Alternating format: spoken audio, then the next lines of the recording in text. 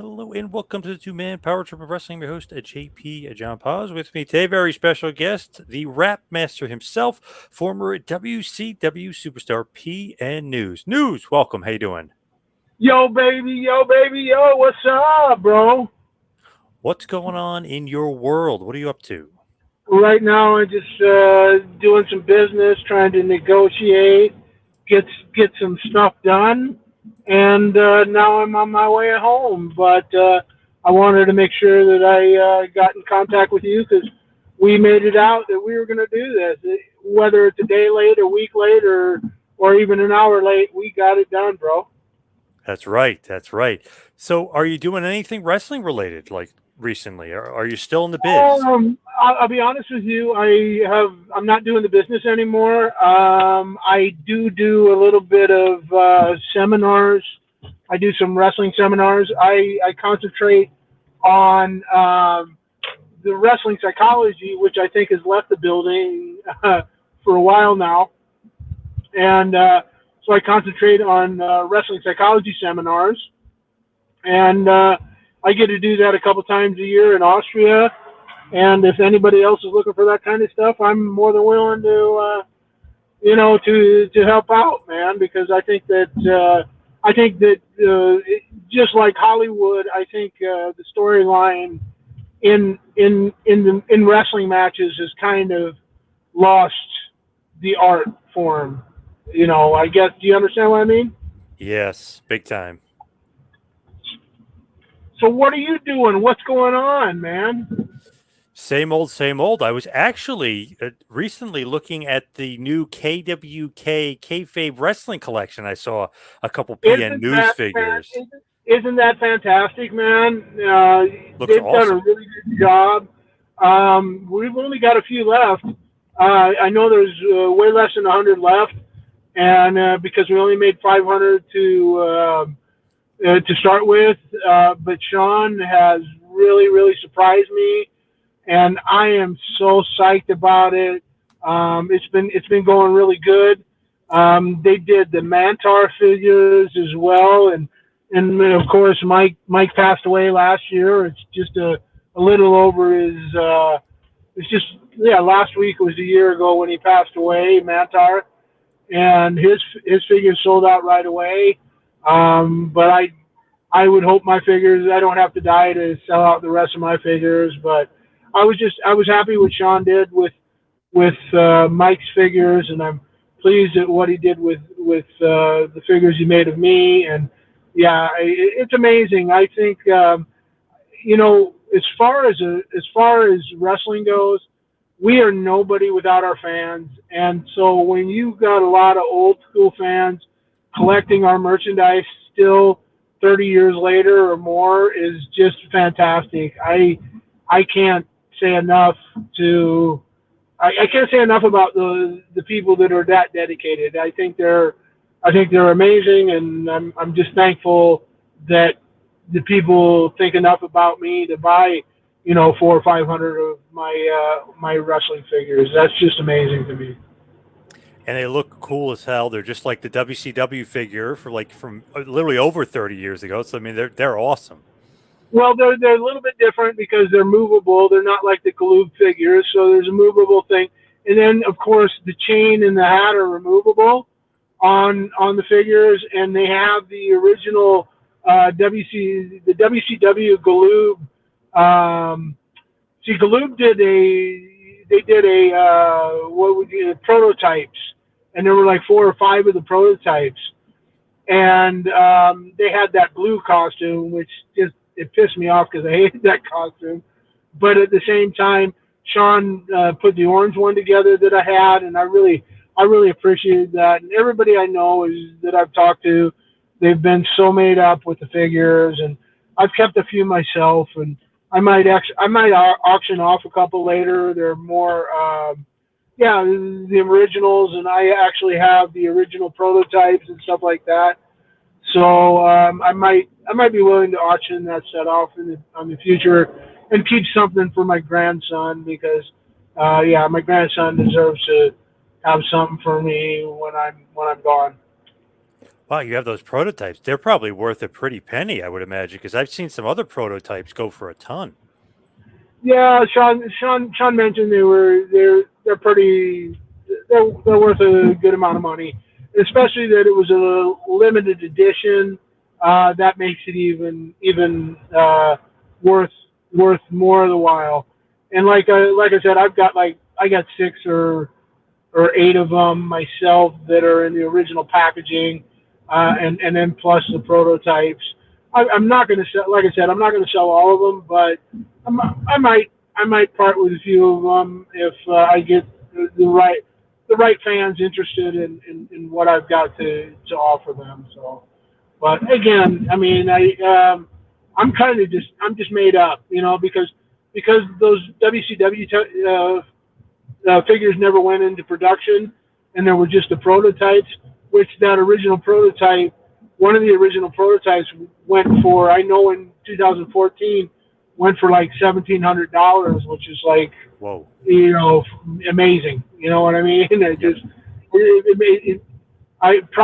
pride is obviously a sin, but it's still nice to have a little bit of pride about that somebody recognizes what you did. You know what I mean? So it's Yep. kind of cool. Yeah. Always so fascinated. Where did Rapmaster PN News come from? Like, who created the gimmick? What does it mean? Where did it come from? The creation of it. Okay, well, it's a great question, and thanks for asking. First of all, it came from I was sitting in Bremen, and I had come up with the character. This was like 1988, 89. I came up with the character PJ Cool, rapping wrestler, right? And that's kind of, and then when I was talking to Randy Colley at the time, Moondog Rex, and we got into a phone booth, and we called Ole Anderson, who had the book at the time for the WCW, and this would have been like, November of like '88 or whatever, and he said Randy said to Ole, you got to see this guy. He's great. And we're both standing, two big, massive guys standing in a phone booth in Bremen, Germany. And Ole on Randy's word, Ole said, "All right, man, bring him in. He can start in January, right?" Wow. And then, of course, Ole lost the book, and then Dusty came in January. And I did a dark match in Macon, Georgia, and I thought the dark match sucked, but I mean, I got my shit in and stuff, and Dusty liked it, and he said, "Hey, wait along, baby. We're gonna get you in here and stuff, and then when the time's right, and it's gonna happen, baby." And so, like, Dusty brought in Dustin, and he brought in Big Josh and stuff like that. And then around March, he brought me into the office and said, "Okay, can you rap?" And I did a rap for him, but doing a rap in an office somewhere in the CNN towers is a lot different from doing a rap in front of a crowd with no playback speakers, with the music coming out of the speakers in the back of the hall. About a half a second later, you hear your voice come out. It just threw me off. I couldn't deal with it, But get back to the question, the whole Rapmaster thing was okay. So the gimmick, the idea of the rapping wrestler was a gimmick I came up with, and I took the pictures with. The name was different, but Dusty loved it, and he said, "Okay, baby, we're gonna call you." We're gonna call you PNN. I said, "Why PNN?" Because with CNN, baby, we're at the CNN towers, if you will, and they're gonna understand that it's CNN and PNN. There's gonna be a correlation there, if you will. I went, "Okay, whatever." You know what I mean? So they did, and then kind of the rest is history. So I mean, that's all I can answer about that question. I mean, that's how I can answer the question. There's more to it, of course, but I think that's kind of answered your question. So. Yeah, definitely. I love that though, because he's thinking about the corporate structure. You know what I mean? He's thinking CNN and TBS and TNT. He's thinking of corporately. No, absolutely. God, my God, he was spot on about the correlation between the two companies, and everybody knew that Ted Turner owned the WCW. So I mean, he was on the right page, and Dusty really wanted me to be like a version of himself. You know what I mean? Yes. And but the shit was getting over really good in the South, and it was getting over too good. And I think that might have been a little bit of the problem. I'm sure other people are going to tell you other things. I don't give a damn, but I mean, I was there and I really know what was going on. There was a lot of jealousy in the room because the fat guy was, guys were doing jobs for me in less than 50 seconds. And, there was a lot of jealousy in the hall. So there was a couple guys that told me, they said, you know what, you can always tell when you're getting over, and it's when you go out to the ring and everybody's sitting in front of that monitor, and then when you come back and there's nobody sitting in front of that monitor, you got over because nobody wants to sit there and tell you, hey kid, great match, or that was fucking fantastic, or I'm impressed. Nobody wants to sit there and do that for you. So I took that into heart, and I got that information from guys like Ricky Morton and even the Freebirds. They came and talked to me. Boy, man, I've never seen that. And wow, I've never seen Hulk Hogan do that, or Ric Flair first time they came into a building and shit like that. So I was getting a lot of accolades, and it just in the end affected. I guess I just pissed off the clique. You know what I mean? Yeah, you were getting over, and it was pissing them off. You were getting some heat backstage because you were getting over. Exactly. That's exactly what I'm saying. So, and that was the deal. You were doing 25 matches. I would go out there. I went out there in Dothan, Alabama, and the crowd sat on their hands for 8 matches. And my music started, and they were all up dancing in the aisles and just going woohoo, woohoo, and the stuff was just the stuff was insane. To be honest with you, I thank the character and stuff like that, and I learned how to be a better babyface later on in my career, but at that time, I wasn't comfortable being a babyface because I enjoyed being the heel, and it was and that was my original intention for the whole character, was to be a heel and not to be a babyface. So I was thrown into the whole babyface scene, but anyway, that's neither here or there, and I'm not complaining.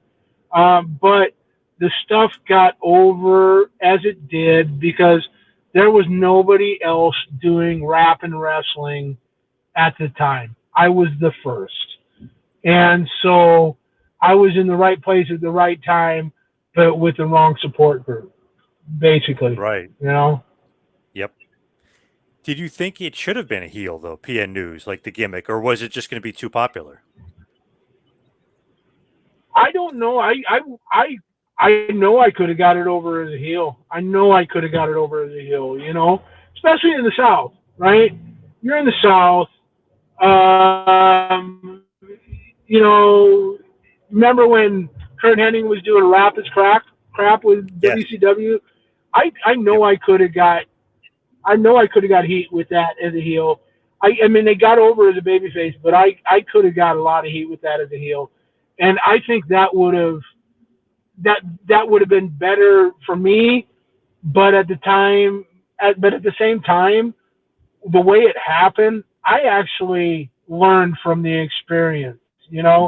Not and I can't get the time back, but it made me a better wrestler later on in my career. After that, I knew exactly what I wanted as a babyface. I knew what I needed as a heel, and it was good. It made my life a lot easier, and I was really fortunate to be able to work with a lot of talented individuals in Europe, whether it was Dave Finley or Tony Sinclair or Robbie Brookside or Danny Collins or even Giant Haystacks or a lot of these guys, man. I got to work with a lot of the top talent in Germany, and then a lot of the upcoming talent that was going on in America. They were coming over and they were working with us in the old CWA, Otto Vance and stuff like that. You had like Scott Hall over there. You had Bradshaw. You had Kane. You had all these guys coming through. The who's who, and even before that, there was like Dick Murdoch and who's one of my favorite of all times. I mean, I love working with Dick, and you had all these guys, and they all came through. They all came through Germany, man, and it was really just it was a great place to be. And like I said, I had the time, and that's when I came up with the gimmick, and then it was tweaked and done, and it was what it was, and I got no regrets, man. I'm right now, I'm just buzzing because I was able to get an opportunity like that. What did you think about WCW at that point? Because it was kind of in flux, like Flair's in, then Flair's out. He goes to WWF. Ole's in, Ole's out. Dusty was out, then Dusty's back. I mean, 91, 92 seems like a crazy time for WCW. Too many Chiefs, not enough Indians. I mean, there was a lot of Indians there, but there were way too many cooks ruining the pot, or whatever you want to say. Everybody had an agenda, and nobody could agree on one particular thing. And if somebody's guy got over, and the other guys didn't want the guy to get over, then it was kind of pushed to the side, And that's kind of where I ended up with, But again, that's the entertainment industry, right? So not everybody's going to love you, and who cares? Yep. When you're there, are you happy to be there in WCW? Like, are you happy you're there in WCW, or you're thinking like, man, this is kind of like they're all over the place right now? It just seemed like they threw so many things at the wall in 91. At first, I was over the moon to be there, man. But when I saw the politics of the machine, then I knew that this was nothing for me. First of all, I'm not a click kind of guy. So if they could find anything that they could throw at me, they would throw it at me, and they would try to make it stick. You know what I mean? So, because I've never been a click guy. I've always hung out with the dark horses, and that was my thing. I hung out with the Armstrongs. You know what? I enjoyed the middle card guys because they were more down to earth, because the guys on top were egomaniacs, right? So I wanted to hang out with the Armstrongs and all the other guys. That was massive for me. I see I'm really dark here, man, but like I said, I'm driving. I'll turn the light on here in a minute so everybody can see my face in a minute, okay? Yep. So I can hear you great. Pulling up to the house right now. So. Yep. So as far as WCW, you obviously did feud a little bit with Stone Cold Steve Austin, aka Stunning Steve Austin. What do you think about Steve Austin? Great worker, man, and great worker, intelligent. Everybody knew what he was doing. Everybody knew he was going to be a top shelf talent at some point in his career. More power to him. I'm happy for him. I'm happy for him that he had such an illustrious career, and he deserved it, man, and he worked hard for it, and he paid his dues, and God bless his canned-hammed heart, man. Really, really, really top-tier talent. You seen it. His timing was unbelievable. His ability to suspend people's disbelief of what was going on was top class. And I thought when he finally got to the WWE and got rid of the first what was the gimmick he was doing at first? Oh, the ringmaster. Minecrafter, I don't know. Ringmaster, yeah. Once he was able to set his own tone for the whole thing, he ran with it, and it was just amazing. I was really pleased for him. Do you wish you wrestled him more? Like, do you wish it was more of a feud with him, or you're happy with the matches you guys had? I was happy with the match we had. I had some good matches with Vader. I had some good matches with Mr. Hughes. I enjoyed some of the tag matches I did with the Young Guns. I got to when Scott Steiner blew his bicep one of the times. I got to be team with Rick, and that was in Florida, and it was a house show, and I got to work. I always called them the Dirty Dicks, Dick Murdoch and Dick Slater, and I got to work against them. And when they came back, they go, "Wow, that was great." And then, I mean, when I left WCW, Dick Murdoch was booking in Puerto Rico, so I followed Dick down to Puerto Rico, and we had a run down there. So, yeah, I mean, it was fortunate because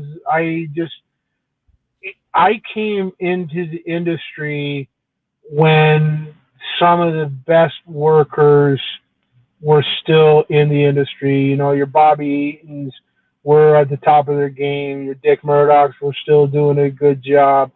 You had Vader working his nuts off, being a big man, and you had really a lot of stuff going on. If WCW would have done a few things differently, they could have been massive, bro. They could have overtook WWE, but I guess the vision just wasn't there.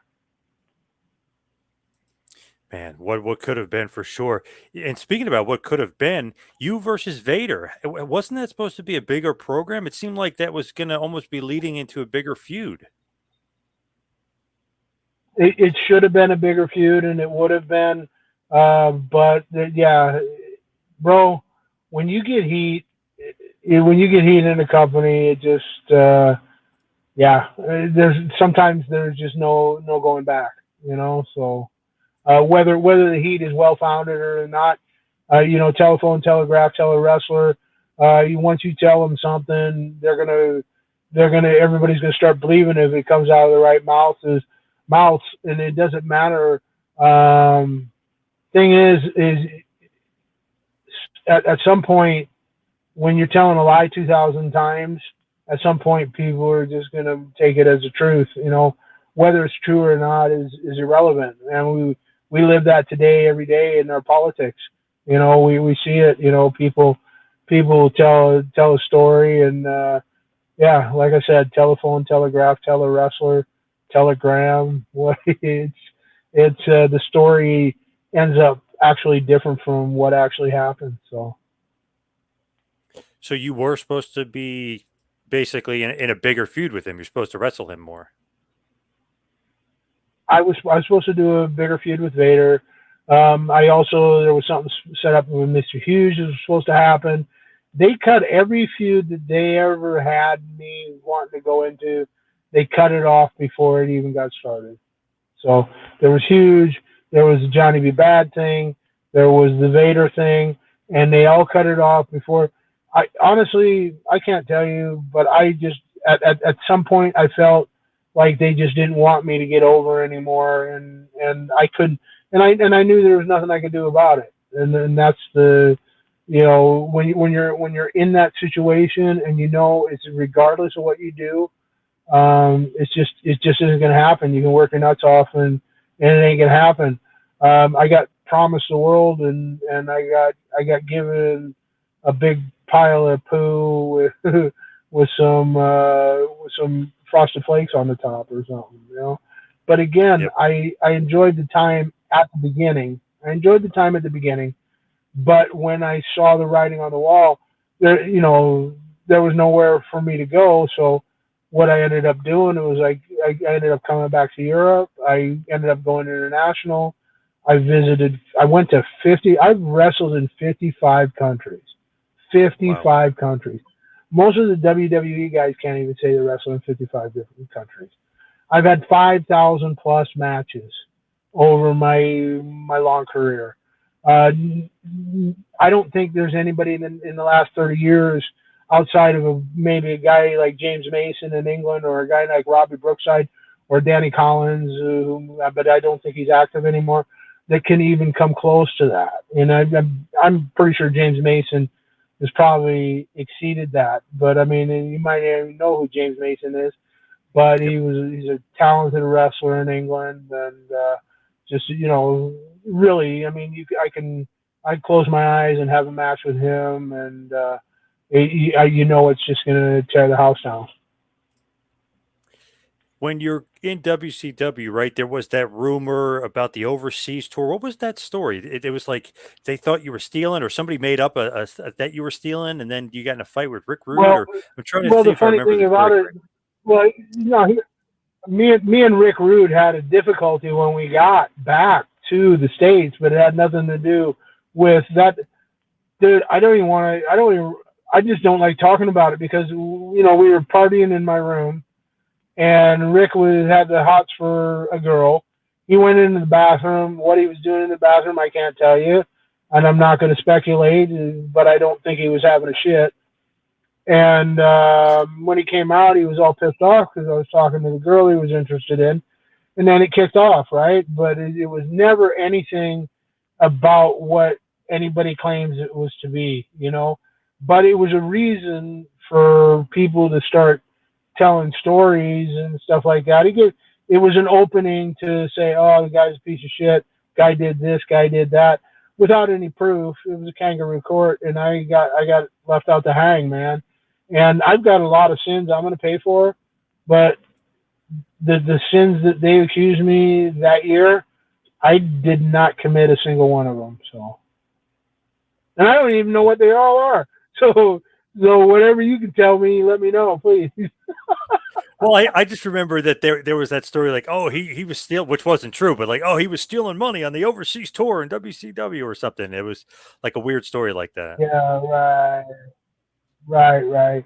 Whatever. We were all in the same boat, man. I had what happened, and I remember like it was yesterday. Sheffield, we were in Sheffield, so we did 2 nights in London.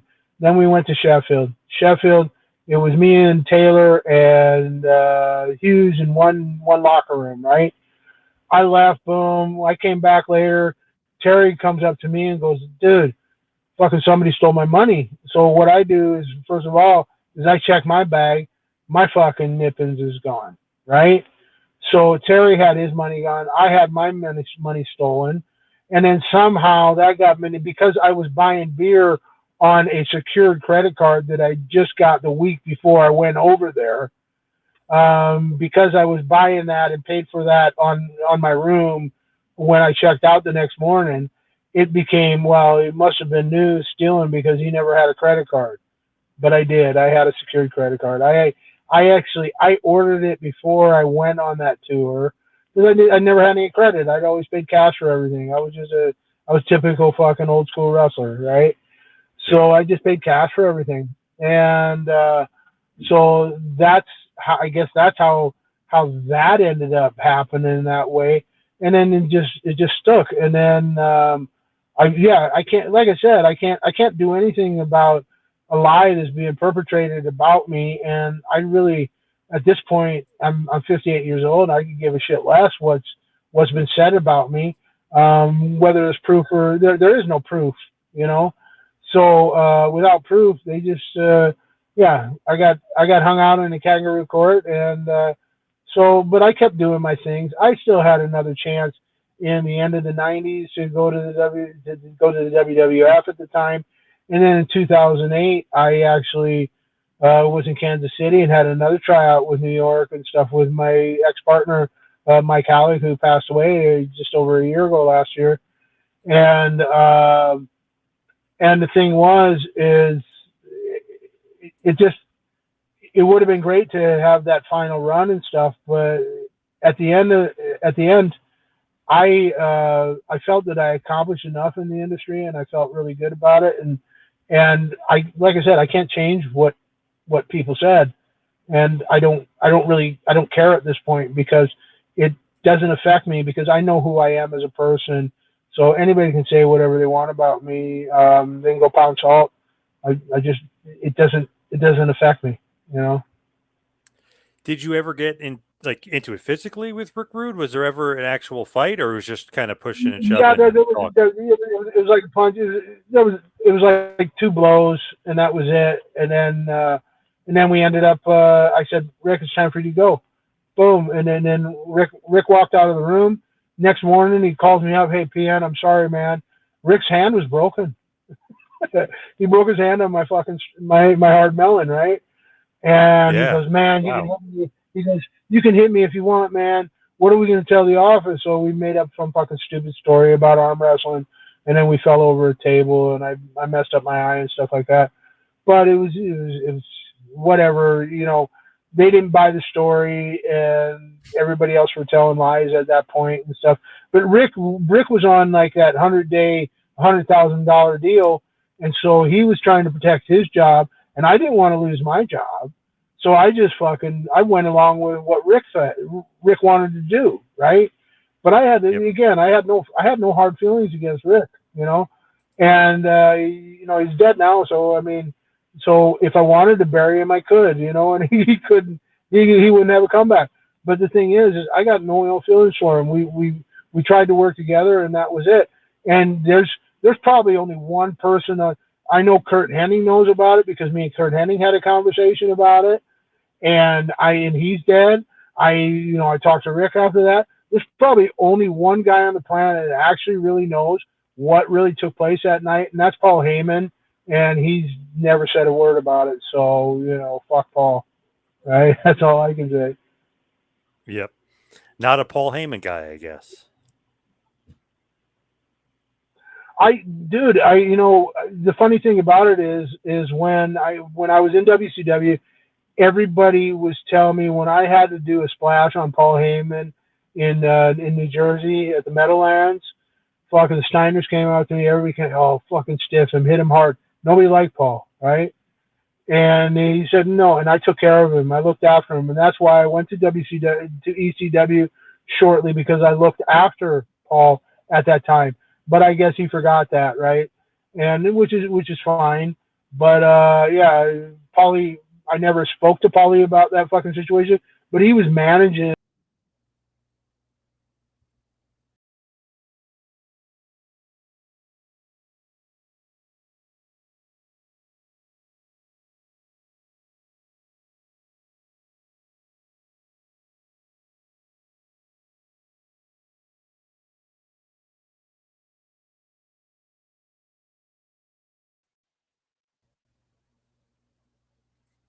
You were saying about Sorry, I Paulie? lost you there, bro.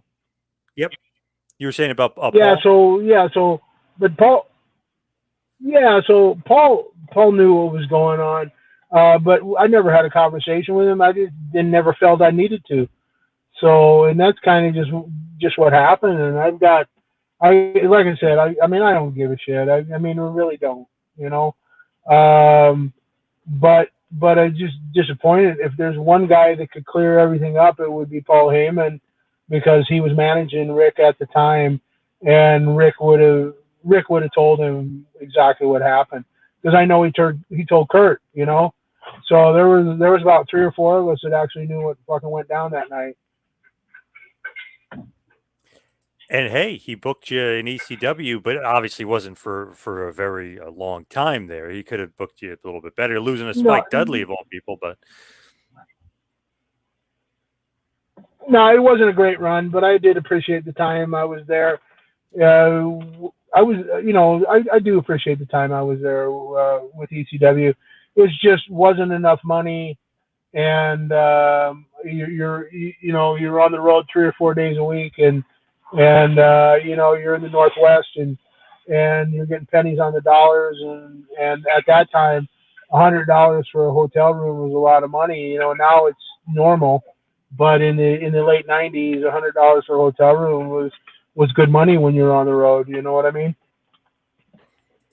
Yeah. So, what did you think about ECW as a whole? What did you think about the organization and Paul and how it was run? I like the guys that were there. I just found that the business was too chaotic. Every match was too similar to each other. And I don't mean that in a bad way. I just think for me, it was it was the industry. It was good for the industry at the time, but for me, it just wasn't. There was no the story failed. You know what I mean? I'm a hero story kind of guy. I want a comprehensive story and not just blatant action. I don't mind the brutality. I did a lot of hardcore matches in my career, also in Europe and stuff like that. But I just didn't. It was just every match was just blatant label tables, ladders, and chairs. It found its niche for the short time, but it was just yeah, for me, if you're gonna do tables, ladders, and chairs, it's good if you do it as a gimmick. But if you're doing it in every match, then it loses its luster, so to speak. Everything that shines like gold. If everything looks like gold, then gold doesn't mean a damn thing, does it? Yep. That's so true. With ECW, you like obviously that you're maybe not making as much money, but were you hopeful that maybe that they could turn it around and you could stay in the States for a while, or did you want to really wrestle in Europe more? Not necessarily. I just wanted to be happy and work. What I really wanted to do was I had when I went to Japan the first time, I was really green. And then about 2 years later, and it was Fujinami. There was yeah, Fujinami booked me from there. He met me in Portland, and then he was in Germany, and when the Ugandan giant went home because he was having some family issues, Otto called me because I'd give Fujinami my pictures because he wanted to bring me into New Japan. And so he gave me my pictures. Otto called me, said, "Hey, listen, I need you to come in. Can you come to Bremen next week?" I said, "Well, I don't have a passport, but let me work on it." So I drove up to Seattle from Portland, got my passport, got everything done. The next week I was in Bremen, and then in February, and that was like November, December, and then in February next year I was with New Japan. So in New Japan, I was a little bit green, but I got to wrestle Ricky Choshu. I got to wrestle Antonio Inoki, all these top talents and stuff like that. And I wasn't marking out, but at the same time, I was like, wow, this is pretty cool. But I really wasn't. I wasn't ready to be there. So then 2 years later, Sakaguchi had his retirement, and then he came over to Bremen to see Masahiro Chono in front of 10,000 people in the Bremen Stadthalle. Yeah, so we were there, and he saw my match with David Taylor. Dave Taylor did a La Plancha over the top rope, and I caught him, and then ran his back into the pole, and then I got disqualified. Sakaguchi was just like, "Wow, that's fucking." He goes, "Oh, I think you'll come back to Japan now, right?" But at the same time, that was when I was working on trying to get into the WCW. But I had so many choices at that time. I didn't know what to do. Hindsight 20 being 2020, as it always is, I wish that what I would have done was gone back to New Japan and got my career going there, and then I could have named my price anywhere I wanted to go. Good point. Yeah, for sure.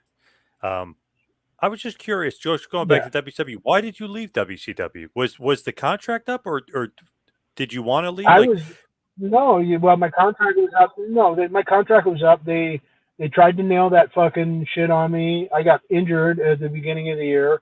My hip came out when during Starcade.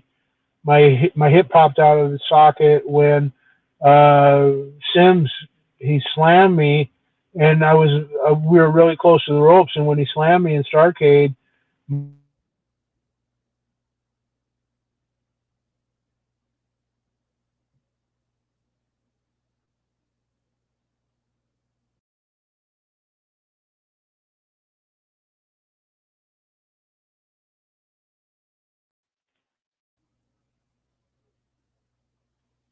So you got me? Yep. Yep. Yep. So when he slammed me at Starcade, the heel of my left foot got caught on the top rope. And dude, when you're 400 pounds and your foot gets caught on the top rope and you get thrown down another, a meter and a half down to the mat, trust me, it pulls your hip out. And so my hip was out. And then this is when I was out. That's when they started telling all the lies about me after that whole England tour. And so I had no chance to defend myself. And so basically I was railroaded out of the company, So when in May, when my contract should have rolled over, they just let it run out, and I was basically let go, right? So, and that's kind of like what that happened there. And then I ended up coming back to Europe shortly, and then shortly after that, my daughter was on the way, so we decided to stay in Europe, and my daughter was born in Austria to my first wife and stuff like that. So I decided, to stay over there and and kind of make that my hub. And then from there, I was going to Africa, I was going to Asia, I was going to India, I was going to England, I was, over the UK and stuff, France and stuff. And then I was back with the CWA, and the CWA, you weren't making small change there. I was getting good money in the CWA, so I was happy there, and my wife and kid were around, So the work was. I wouldn't say the work was easier, but it was easier on the family lifestyle than being on the road 90 days at a time and then only seeing your house, once, and that's the way it was in WCW. So basically, and then at the time, then when I did come back to sort out our place when my daughter was being born, I went to the King of the Ring it was in Ohio, and Sergeant Slaughter was in charge of the new talent at the time. And he goes, "Dude, where have you been? We've been trying to get a hold of you." I'm going, "What are you talking about?" He goes, "Yeah, we've been trying to find you. We had a gimmick for you." And that was exactly when Men in the Mission had started. So they were the second rap group, right? And I was the first. Yep. Yeah. And so I talked to Pat Patterson, and I talked to Sergeant Slaughter, and they go, "Listen, Matt, introduce yourself to Vince. What we'll do is we'll bring you in next month for a dark match." I couldn't wait around. My wife was expecting a daughter, or expecting a kid, So my daughter was on the way. So I ended up just coming back to Europe, not really bothering with the fucking shit, and just went and started working in England again, and then back into working my way back into the CWA, and I was enjoying my life more than I would have if I'd have made more money for sure in New York, but I was enjoying my life. Not everything's about money. Yeah, dude, I could have made a lot more money, but not everything that makes you happy. Not everything that shines is gold, bro. Sometimes what shines is that what you got around you, Yep. Well, that's so interesting, though. Could have been Men on a Mission. Wow, that's kind of an interesting wrinkle to that gimmick. That would have been perfect. Yeah, it would have been perfect, and that was kind of what was being looked at and stuff. So it just, dude, it is, like I said, it is what it is, and I'm not bitter or anything like that. It's just you can't, not everything. Yeah, no story ends up the way it.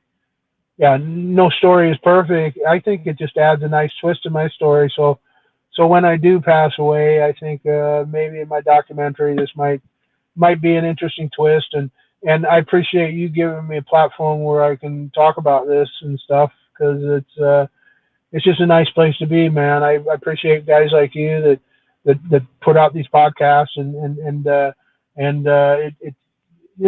it's good, man. I'm not really trying to make a lot of money out of the wrestling industry anymore, but it's nice to talk about these memories, for good or for worse, or for better or for worse. It's good to talk about these memories, because these are things that just need to be brought up, because I'm sure I mean, everybody's got their opinions, but opinions are like assholes. Everybody's got one, right? So, I'm the only person. I'm the only person that lived my experiences, and nobody has to believe anything I say, and it doesn't concern me. But you're asking questions, and I'm trying to answer you in how I remember everything going down, bro. Yeah, absolutely. It's just such a interesting career because, like you said, with Mantar, maybe you guys could have done something WWF. It's just like the way things worked out. Sometimes interesting. Like you kind of became a legend really over in Europe with, CWA, ASW, EWP, all that stuff. So it's interesting just the way everything worked out. Even maybe John Cena stealing your gimmick. I don't know. You know what I mean? It's interesting. You can't say that. I mean, he did a rap gimmick. I don't think he sold it. I think he was given it. But I mean, I heard a lot of good things about John Cena. How he's, one of the hardest working guys in the industry. More power to him. I've got nothing. I got nothing bad to say. Okay, maybe he's made some bad choices in his movie picks, but I mean, I wish the guy all the best. I think he's done a lot of good. He's done a lot of good stuff. He's been good to the wrestling industry. He came in. He followed. He had a hard act to follow because he followed. You got to remember. So there was Hulk Hogan. There was the Ultimate. There was Andre the Giant. Hulk Hogan. Then there was the Ultimate Warrior. There was then Shawn Michaels. There was not Shawn Michaels. There was Bret Hart. Then Shawn Michaels. And then you're talking about The Rock, and you're talking about Stone Cold Steve Austin. And then John Cena is the next guy that follows that. How do you follow all that, right? That's just it's not easy to follow. You know what I mean? That was kind of a really a golden period for the wrestling industry. Televised wise, I don't think it was the golden period of the wrestling industry in general, but in the television or the pay-per-view side of the industry, wow, it was a marquee, man. It was a marquee time for pay-per-views and stuff like that. And then you had the Undertaker, and all that stuff. And so it was a huge marquee time for the industry and the pay-per-view industry, but I don't think it was the actual Hulk side it wasn't the great anniversary or the marriage of the industry. I think the business was at its top when there was a lot of territories and there were thousands of guys making a living from the industry around the world. Now there's a couple hundred making a living from the industry. But back when I started, there were thousands of guys making a living in the industry. As that is so true. And as we hit the wind down here, we'll head towards the finish. Where can everybody kind of find you and see you? Do you do social media at all? Are you still out there and active just as far as the PN News I'm name? I'm okay. I'll tell you. Here's something I'm working on right now. I'm working on a podcast. It's gonna be coming out here soon. It's gonna be called News with Attitude. We're not gonna be talking generally about wrestling. We're gonna be talking about all topics. And it's gonna be fun. I'll send you my promo link and stuff like that, but it's still in the work. And if you want to release that later for us, then I appreciate it. But like I said, it's going to be called News with Attitude, and then we're going to put it out on everywhere you can get your podcast. You're going to be able to find it. And it's going to be talking about all sorts of subjects, not just wrestling, but everything. You know what I mean? Apolitical to non-political. We're going to be talking about the weather. We're going to be talking about carbon dioxide. We're going to be talking about who's the best wrestler. Should Taylor Swift be at every football game for the Chiefs? I mean, we'll discuss many topics, and it's just going to be fun. And that is something that's going to be coming up, and I'm going to be working on. And then I've got another wrestling figure that is going to be modeled after the original Galoob figure, and that's going to be coming out here in the next year. I will send you the link for KWK, and I'll send you the link for the new figure that's going to be coming out. And there's only going to be 500 500 figures made from that, so it's going to be also a limited edition. So the hopefully the collector is going to be interested in all that kind of stuff. And like I said, it's I love being around the business again. Like I'm doing 2 seminars a year in Austria, and I love teaching these guys the psychology of what we call the hero's journey and stuff, because that's what we're missing in the industry now, is the ability to tell a story in a single match. And there's usually about 10 or 12 students that show up there. And now with the rise of what do they call him, Gunther? I know him as Walter, Big Walter. Gunther being there in the WWE. There's been a big upswing there in Austria about kids wanting to become wrestlers. And I helped Walter when he first started. I'm not going to say, he's there because of me or anything like that, but I did help him. I tried to teach him as best I could, and there were other people around, but I'm just glad that he's done what he's done. And I find him right now, you don't have to like him, but I'll tell you what, as far as a guy that's actually a heel in the business, he's doing it. There are no true heels in the business anymore, and he's one of the few guys that are doing it. And it makes me really, it warms my heart when I see him on TV and stuff. So it's good to be around the business a little bit, not too much. I've got other things that I'm doing. I'm trying to buy companies and trying to do a lot of other stuff to make sure that I survive past the next 2 years of my life. And that's kind of what I'm looking at. I mean, we've been trying to do this podcast for a couple of weeks now. I'm glad I finally got it here for you and stuff like that. And I had a major meeting earlier tonight, and that's why we had to put it off a little bit later. But I appreciate you being patient with me. I appreciate the fans that are listening to this tonight, that are taking the time to listen to me rant on about what coulda, woulda, shoulda.